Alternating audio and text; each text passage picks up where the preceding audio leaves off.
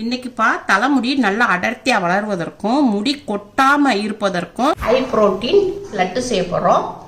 லட்டு வந்து எள்ளுல தான்ப்பா செய்ய போறோம். எள்ளுல வந்துப்பா அதிகமான சத்து இருக்குப்பா. அதுவும் வந்து எள்ளு வந்து நம்மளுக்கு முடி வளர்றதுக்கு ரொம்ப யூஸ்ஃபுல்லா இருக்கும்பா. உடம்புக்கும் அயன் சத்து கிடைக்கும். வாங்க எப்படி செய்யலான்னு பார்ப்போம்.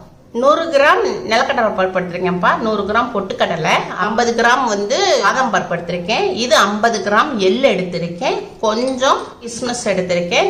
ஒரு 50 கிராம் வெல்லம் எடுத்திருக்கேன். ஒரு 4 ஏலக்காய் எடுத்திருக்கேன். கொஞ்சோண்டு சுக்கு எடுத்திருக்கேன்ப்பா. இப்போ வாங்க எப்படி செய்யலான்னு பார்ப்போம்.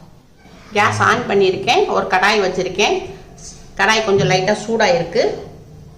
ஒரு சின்ன டீஸ்பூனில் கொஞ்சோண்டு நெய் விட்டுக்குருவோம். கொஞ்சோண்டு கிஸ்மஸ் எடுத்துருக்கோம் இல்லையா, அது இந்த நெய்யில் கொஞ்சம் வறுத்துக்குருவோம். அடுப்பை சிம்மில் வச்சுக்கோங்கப்பா, இல்லாட்டா கிஸ்மஸ் கருகிரும். இதை நம்ம ஒரு பிளேட்டில் மாற்றிக்கிடுவோம். அந்த சூட்லேயே நம்ம நிலக்கடலை போட்டுக்குருவோம், பொரிகடலை போட்டுக்குருவோம், எள்ளு இருக்கு இல்லையா, எள்ளையும் போட்டுக்குருவோம். நான் கருப்பு எள்ளு எடுத்துருக்கேன்ப்பா. நீங்கள் உங்களுக்கு வெள்ளை எள்ளு வேணும்னா நீங்கள் அதை எடுத்துக்கோங்க. பாதாம் போட்டுக்குருவோம், சுக்கு போட்டுக்குருவோம்.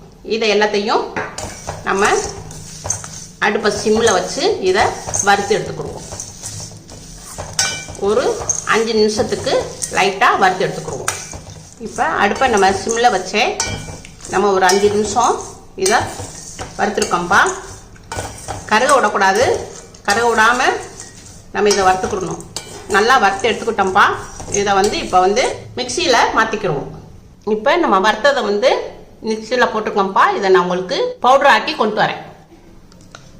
இந்த இப்படி அடிச்சிருக்கேன். ரொம்பவும் உங்களுக்கு நைஸாக பவுடர் ஆக்கக்கூடாது, பரபரன்னு இருக்குது. இப்போப்பா கேஸ் ஆன் பண்ணியிருக்கேன், சட்டி வச்சுருக்கேன். இப்போ நம்ம கொஞ்சம் வெள்ளை பாவு காய்ச்சறதுக்கு நம்ம கொஞ்சம் தண்ணி ஊற்றிக்கிறோம். இப்போ நம்ம வெள்ளத்தை வந்து இந்த தண்ணியில் போட்டுருவோம். இப்படி இந்த கட்டியாக இருக்கலப்பா வெல்லம், அது வந்து கரையணும். நமக்கு கரைஞ்சாதான் நமக்கு கரெக்டாக வரும். வெல்லம் நல்லா கரைஞ்சிருச்சுப்பா. இப்போ வெல்லமும் நல்லா கொதிக்க ஆரம்பிச்சிருச்சு. இப்போ இந்த நேரத்தில் நம்ம அடிச்சு வச்சிருக்க பவுடர் இதில் போட்டுருவோம். அடுப்பு சிம்மில் தான்ப்பா இருக்குது. இதை அப்படியே நம்ம இந்த சூட்லேயே நம்ம கிண்டிடணும்.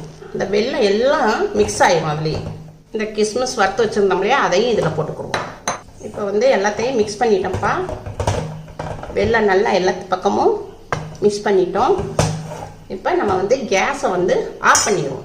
ரொம்ப சூடாக இருக்குது. நம்ம வந்து இதை வந்து லட்டு பிடிக்க முடியாது. அதனால் கொஞ்சம் நேரம் ஆறட்டும். ஆறின பிறகு வெதுவெதுப்பாக இருக்கும். அப்போ உங்களுக்கு லட்டு பிடிச்சி காமிக்கிறேன். இப்போப்பா இதை வந்து ஒரு பிளேட்டில் மாற்றிக்கிடுவோம். ரொம்ப ஆற விடக்கூடாதுப்பா. நம்ம கையில் உருண்டை பிடிக்கிற அளவுக்கு சூடு இருக்கணும். சூடு இருந்தால் தான் நம்மளுக்கு உருண்டை பிடிக்க வரும். அதனால் ரொம்ப ஆற விட்டுட்டோம்னா உங்களுக்கு உருண்டை பிடிக்க வராது. கொஞ்சோன்னு நெய் எடுத்திருக்கேன். அதை நம்ம லைட்டாக தொட்டுக்கிறணும். தொட்டுட்டு நம்ம இப்படி உருண்டை பிடிக்கணும். இப்படி அமைக்கி பிடிக்கணும்ப்பா. அமைக்கி பிடிச்சா உங்களுக்கு உருண்டை வந்துடும். இப்படி நெய் தொட்டு இப்போ எல்லாத்தையும் நம்ம உருண்டை பிடிச்சி எடுத்துக்கிறோம்.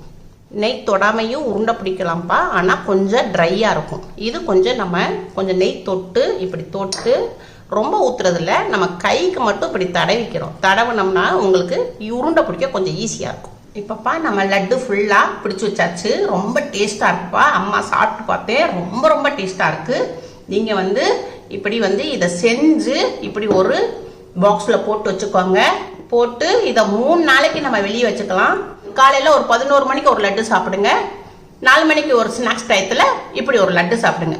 சாப்பிட்டீங்கன்னா உங்கள் உடம்புக்கு ரொம்ப நல்லதுப்பா. இதெல்லாம் நம்மளுக்கு ரொம்ப ரொம்ப சத்தானதுப்பா. நம்ம வந்து வெளியே வாங்கி தர ஸ்நாக்ஸை குறைச்சிட்டு இப்படி நம்ம பிள்ளைகளுக்கு வந்து நீங்கள் இதை கொடுத்து விடுங்க. பிள்ளைகளுக்கு பாக்ஸில் ஒரு தனியாக ஸ்நாக்ஸ் பாக்ஸில் வச்சு தனியாக கொடுத்து விட்டிங்கன்னா நல்லா விரும்பி சாப்பிடுவாங்க. எல்லாமே நம்ம சத்தான பொருள் சேர்த்துருக்கோம். பிள்ளைகளுக்கு நல்ல சத்தான பொருள் வந்து உடம்புக்கு அதுங்களுக்கு ரொம்ப ஹெல்ப் பண்ணும்.